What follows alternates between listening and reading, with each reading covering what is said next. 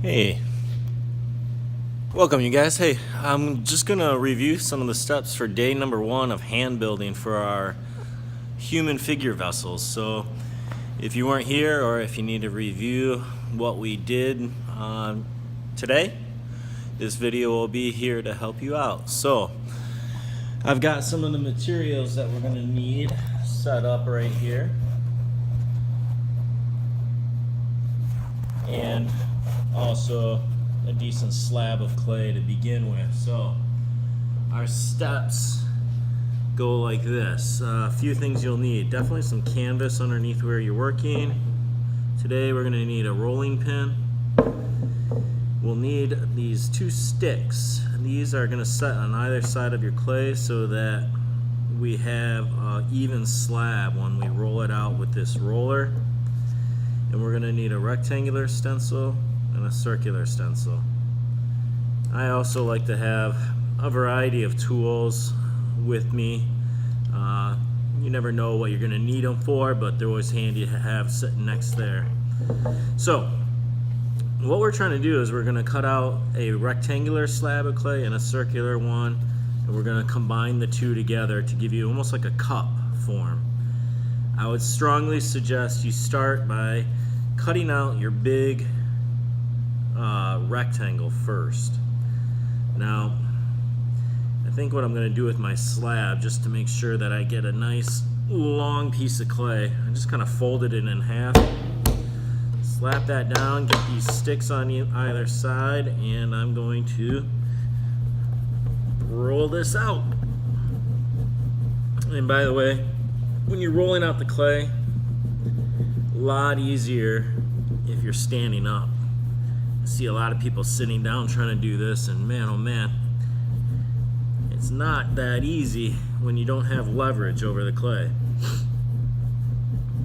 Alright, when you feel the rolling pin going only over the sticks, you know that you've rolled it out as far as it can go, and that it's all got that same even thickness to it. Now, with any luck,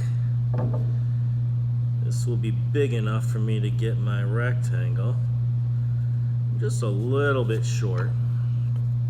Here's a little trick that can make your slab just a little bit bigger. If you pick this up and give it a little bit of a flop, a lot of times that's enough to get you to the size that you need. There we go. I'm going to use this little stick to just trace this stencil. There might be other people at your table waiting for a stencil, so you could always just kind of pass that on to them and then cut out your big shape first.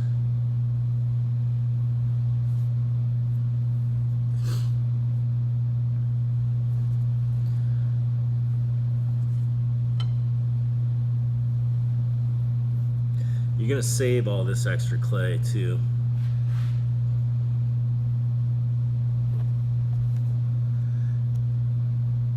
Now, something I always have next to me when I'm working is a plastic bag and one of those boards that we can store our work on.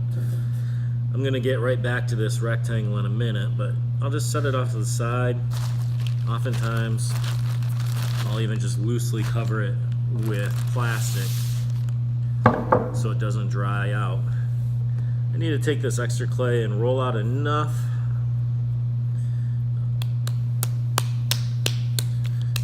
clay to get that circular piece. So sticks on either side again.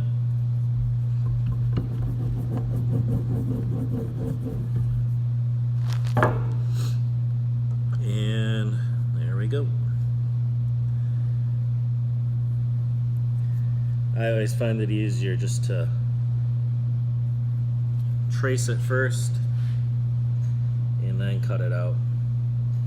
Now, we're going to get these 2 pieces of clay to come together as one.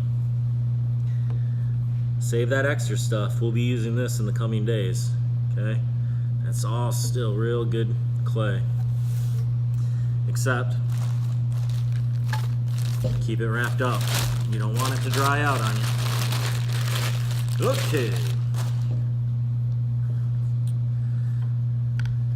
Now, anytime you join two pieces of clay, you've got this circular disc and the big rectangle.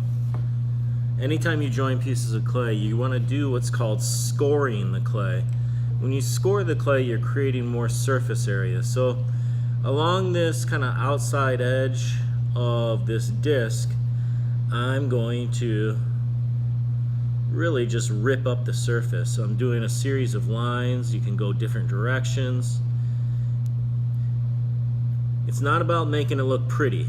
I see a lot of people trying to do these beautiful little lines.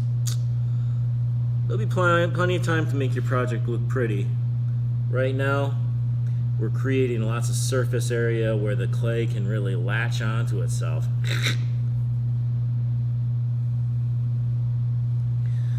Alright, I'm actually going to score this edge of the clay as well, because those are the two surfaces that are going to be coming together.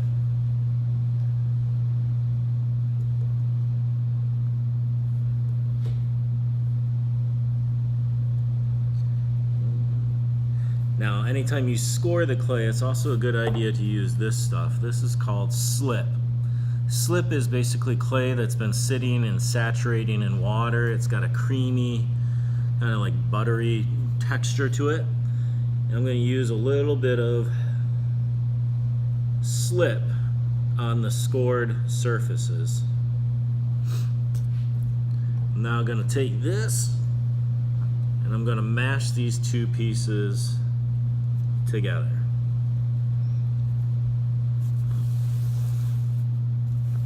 You can see that these two pieces are going to come together as well.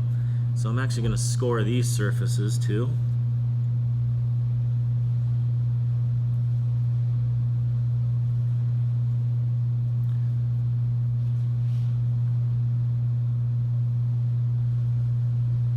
And don't worry about it looking all roughed up.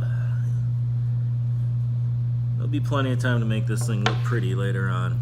Maybe just a little bit of slip on that scored surface. Slip kind of acts as almost like a glue, or it's kind of like the mortar in between bricks. Alright, now what I'm doing, I'm starting to work this seam. I'm just dragging some of that extra clay over and trying to smooth that seam out.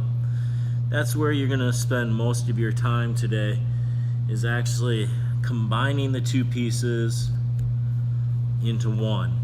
The seams that you really want to pay attention to, obviously along the bottom here, I'll be working that with my finger. On the inside of the cup here, you've got the seam running up the edge and at the very bottom. If your fingers can't reach in there, you know, maybe one of these tools will do a good job for you.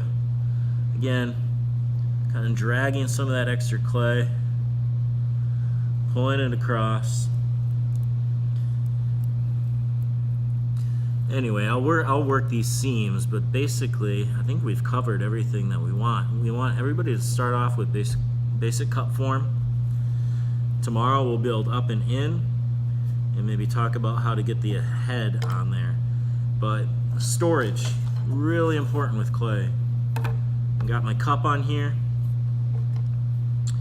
I've got some of that extra clay that's sitting in my bag. I'm just going to set that on the board next to it.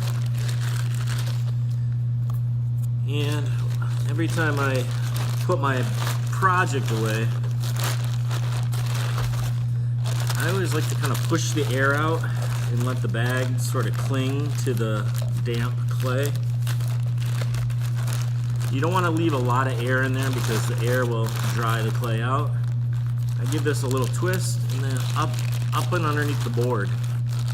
And then the weight of the project actually seals it shut, okay? Don't forget your name label on there because there's other classes projects in the back cabinets. But yeah, that's it for today.